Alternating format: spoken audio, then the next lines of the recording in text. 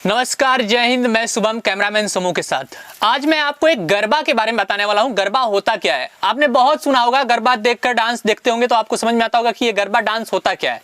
आपने लवरात्रि मूवी देखी है, जिसका हीरो एक गरबा एकेडमी चलाता है और गरबा डांस से भरपूर इस फिल्म में इतनी बार गरबा किया गया है कि अगर आप चाहें तो इसे आप इस फिल्म को देखते देखते गरबा सीख सकते हैं। वैसे क्या आप कभी गुजरात गए हैं, वहां के गरबा फेस्टिवल में शामिल हुए हैं?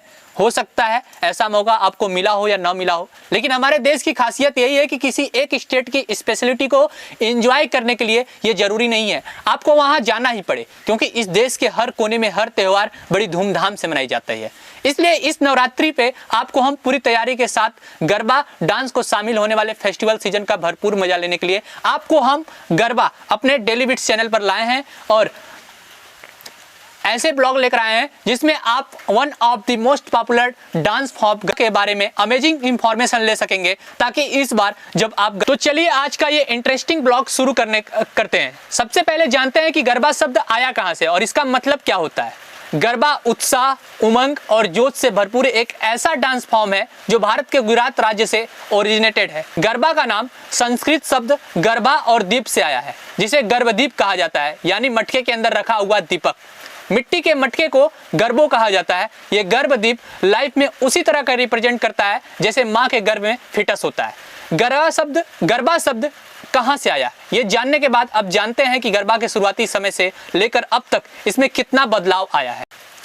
गरबा के शुरुआती समय में महिलाएं अपने सिर पर एक मटका रखती थीं, जिसमें दीपक होता था। उस मटके को सिर पर रखकर महिलाएं एक सर्किल में घूमकर डांस किया करती थीं। इस मटके में एक चांदी का सिक्का और सुपारी भी रखी जाती थी और मटके के ऊपर नारियल रखा जाता था।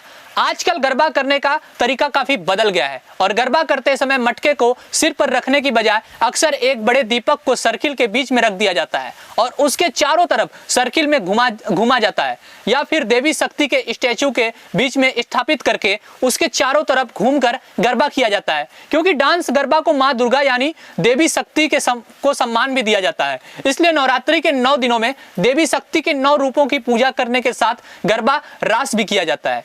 गरबा को सौभाग्य का प्रतीक माना जाता है और नवरात्रि की पहली रात्रि को गरबा की स्थापना की जाती है और इसके बाद उसके चारों तरफ घूमकर तालियां बजाई जाती हैं।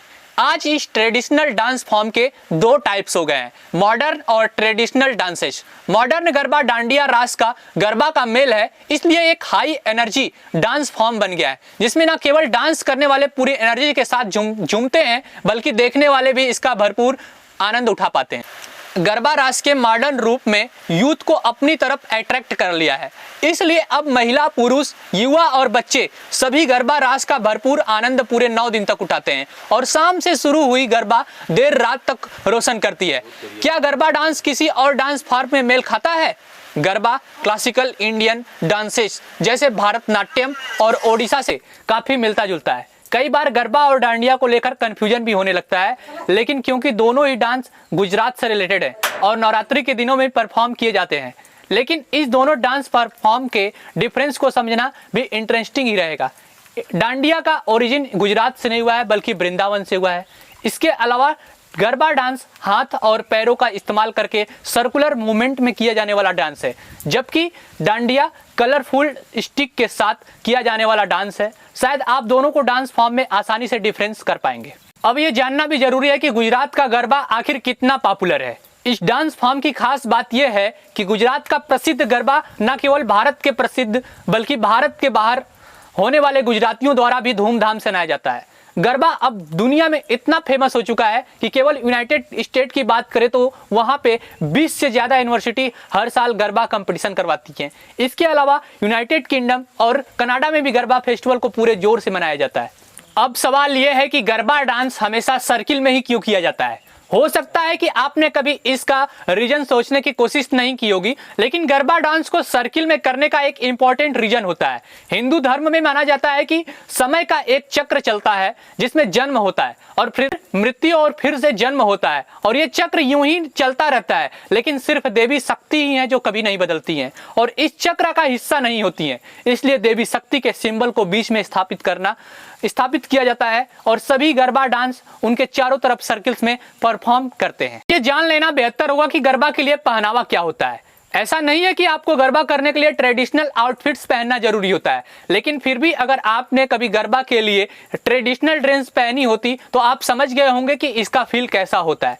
पूरी तरह से गरबा के लिए तैयार होने पर उसका एक भरपूर मजा लेने के लिए आपको प्रॉपर ड्रेस जरूर पहननी चाहिए। और इस डांस फॉर्म की खास बात यह है कि इसमें सिर्फ महिलाएं ही कलरफुल कस्ट्यूम के साथ नहीं आती हैं, बल्कि पुरुष भी रंग बिरंगे कपड़े मौजूद होते हैं। महिलाएं चनिया चोली पहनती है जिसमें बहुत से रंग, चमक और सजावट होती है, और पुरुष की ड्रेस केडीयू होती है जिसमें शॉर्ट राउंड कुर्ता और कफनी पजामा होता है। इसमें भी सजावट, रंग और चमक की कोई कमी नहीं होती है। ये डांस एक ओपन स्पेस में किया जाता है और ग्रुप में किए जाने वाले इस डांस में महिला पुरुष सभी एक सर्किल में घूमते हुए डांस शुरू करते हैं। डांस की शुरुआत स्लो म्यूजिक से की जाती है जो देखते ही देखते फास्ट हो जाता है, और हर फास्ट बीट के साथ डांसर्स की परफॉर्मेंस को अपने डांस का परफॉर्मेंस करते हैं। अगर आप गरबा डांस रास का हिस्सा होना चाहते हैं तो इसके लिए आपको क्या करना होगा? आप अगर गरबा का आनंद उठाना चाहें तो बड़ी आसानी से आप अपने आसपास बने क्लब या कल्चरल कमिटीज की तरफ से ऑर्गेनाइज्ड गरबा नाइट का हिस्सा बन सकते हैं, क्योंकि ये डांस फॉर्म का जब दुनिया भर में फेमस हो सकता है तो इस देश के हर स्टेट में भी धूमधाम से ही मनाया जाता होगा। कई जगह गरबा परफॉर्मेंस की वर्कशॉप भी चलाई जाती है। दोस्तों, डेली बीट्स को उम्मीद है कि गरबा रास से जुड़ी ये जानकारी आपको इंटरेस्टिंग और लाभदायक लगी होगी, आपको प्रेरित भी कर पाएगी। इस नवरात्रि में कुछ ट्रेडिशनल और कुछ मॉडर्न तरीके से गरबा परफॉर्मेंस के शामिल होने के लिए आगे भी ऐसे ही इनोवेटिव और इंटरेस्टिंग जानकारी लेने के लिए हमारे चैनल डेली बीट्स को विजिट करें, ताकि हर नई इनोवेटिव जानकारी सबसे पहले आज तक पहुंचे। जय हिंद, जय भारत। मैं शुभम, कैमरामैन सोमू के साथ।